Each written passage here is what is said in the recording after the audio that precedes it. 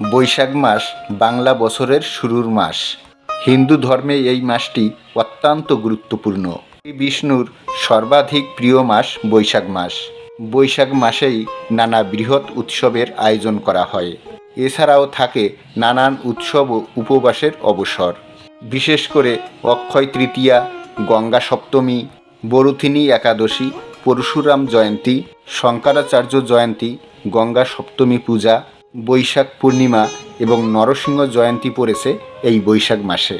স্বয়ং শ্রীবিষ্ণু নারদমুনিকে বলেছেন, এই পবিত্র মাসে বেশ কিছু সংকেত প্রেরণ করা হয়, যার মধ্যে যে কোনো একটি সংকেত যদি কোনো ব্যক্তি পায় তাহলে সে অতি ভাগ্যবান এবং তার সাথে অতি শীঘ্রই ভালো কিছু ঘটতে চলেছে। এবং কী উপায় গ্রহণ করলে ব্যক্তি অশুভ ছায়া থেকে মুক্তি পেতে পারে সেই বিষয়েও বিস্তারিত বর্ণনা করেছেন শ্রীবিষ্ণু। নমস্কার, জিকে বিকেমের চ্যানেলের পক্ষ থেকে আপনাদের সবাইকে স্বাগতম। চলুন তাহলে আপনিও জেনে নিন এই বিশেষ সংকেতগুলি এবং বিশেষত বৈশাখ মাসে কী উপায় অবলম্বন করলে অশুভ শক্তিকে দূর করে সমস্ত দুঃখ দুর্দশা থেকে মুক্তি পেতে পারেন। সুখ দুঃখ হাসি কান্না সব মিলেই মানুষের জীবন। প্রতিটি ব্যক্তির জীবনে ওঠাপড়া লেগেই থাকে, কিন্তু সুখ হোক বা দুঃখ কোনো পরিস্থিতি চিরস্থায়ী নয়।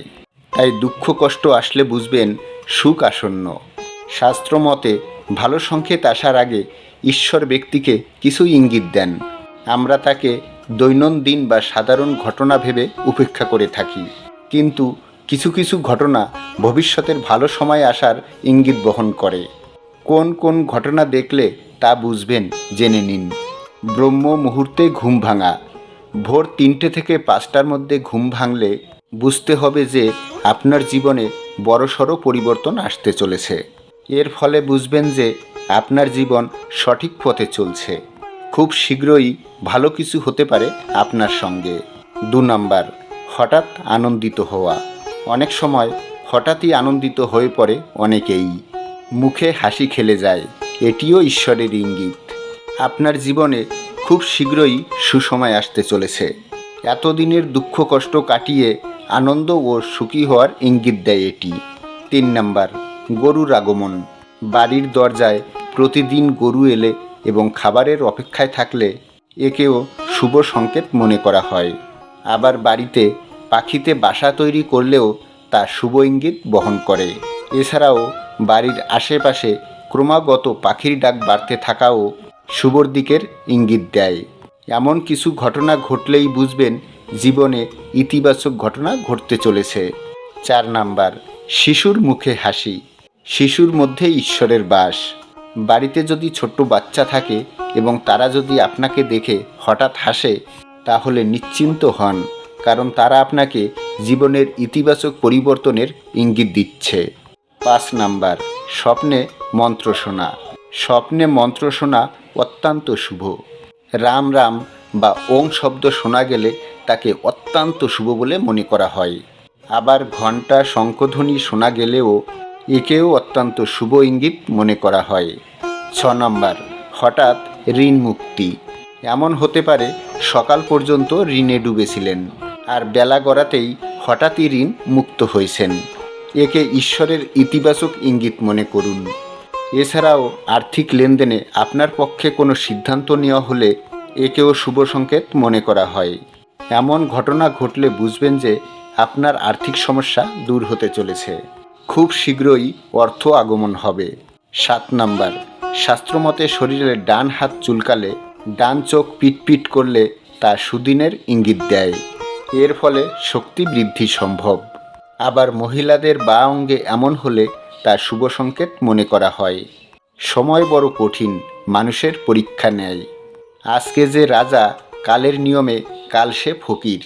শ্রীকৃষ্ণ তার ভগবদ্গীতায় সময় নিয়ে পরামর্শ দিয়েছেন, একমাত্র সময়ই ঠিক করে দেয় ব্যক্তির জীবনে সুখ আসবে নাকি দুঃখ। জীবন কেমন কাটবে সেই সংকেত মানুষ তার কর্ম থেকেই বুঝতে পারেন। এমন ইঙ্গিত দিয়েছেন ভগবান শ্রীকৃষ্ণ। পশু পাখিদের থেকেও সেই ইঙ্গিত অনেক সময় পাওয়া যায়, কিন্তু অজ্ঞতার কারণে সেই সংকেতগুলো হয়তো বোঝা হয়নি।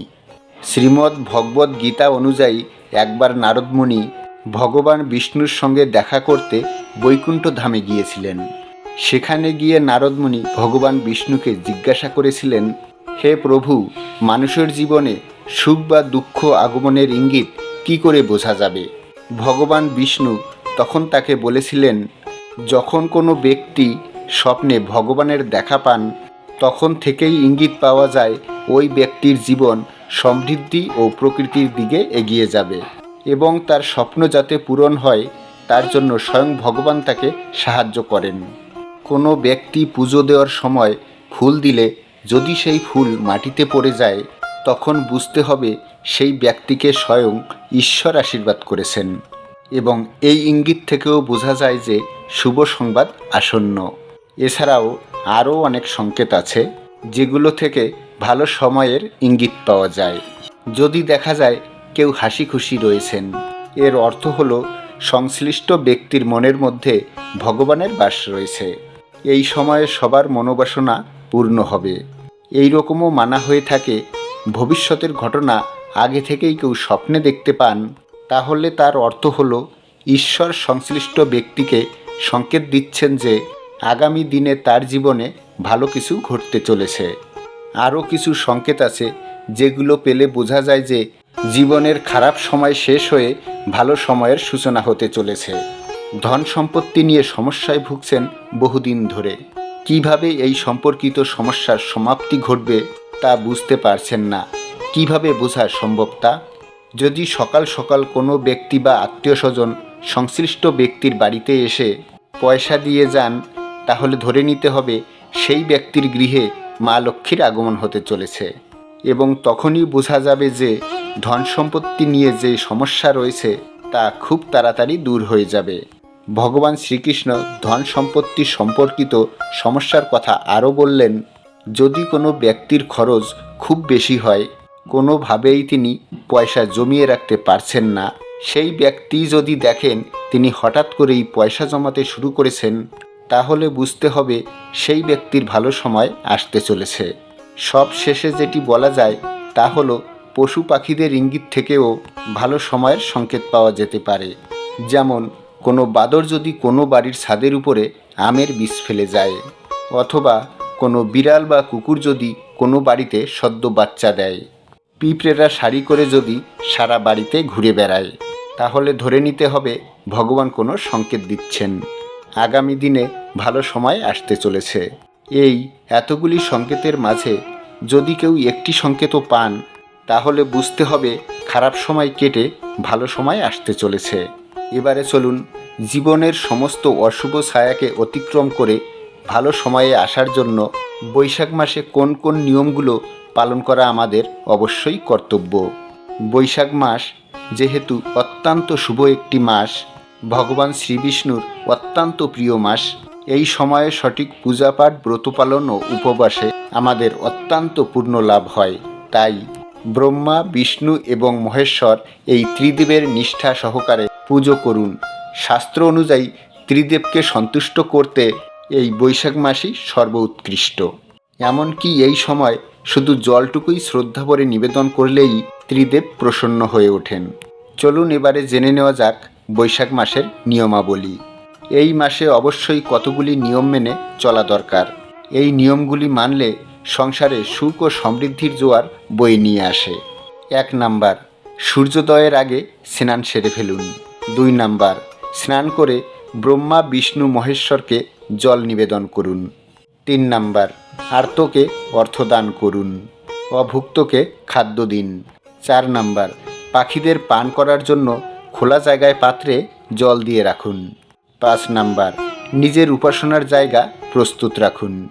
6 নাম্বার, বাড়ির বাইরে জলপূর্ণ পাত্র রেখে দিন। 7 নাম্বার, দহন দিনে দুর্গতদের ছাতা দান করুন। হিন্দু ধর্ম অনুসারে বৈশাখ পূর্ণিমায় ধর্মরাজের পুজো করা হয়। এই দিনে উপবাস রাখলে অকাল মৃত্যুর হাত থেকে রক্ষা পান ভক্তরা। পৌরাণিক গ্রন্থ অনুসারে ভগবান শ্রীকৃষ্ণ তার প্রিয় সখা সুদামাকে এই উপবাসের গুরুত্বের কথা বলেছিলেন। মনে করা হয় এই উপবাসের প্রভাবে সুদামার দারিদ্রতা দূর হয় এবং তিনি অত্যন্ত বিত্তশালী হয়ে ওঠেন। এই দিনে বিষ্ণু ও ধন সম্পত্তির দেবী মাতা লক্ষ্মীকে আরাধনা করলে কাঙ্ক্ষিত ফল পাওয়া যায় এবং সমস্ত দুঃখ কষ্ট দূর হয়। আজকের মতো ভিডিওটি এখানেই শেষ করলাম। আশা করি আপনাদের ভালো লেগেছে। যদি ভালো লেগে থাকে তাহলে অবশ্যই একটি লাইক করবেন। দেখা হচ্ছে আবারও কোনো একটি নতুন ভিডিওর সঙ্গে। ততক্ষণ আপনারা আপনার ঈশ্বরের সঙ্গে, আপনার পরিবারের সঙ্গে সর্বদা হাসতে থাকুন, খেলতে থাকুন। হরে কৃষ্ণ, রাধে রাধে।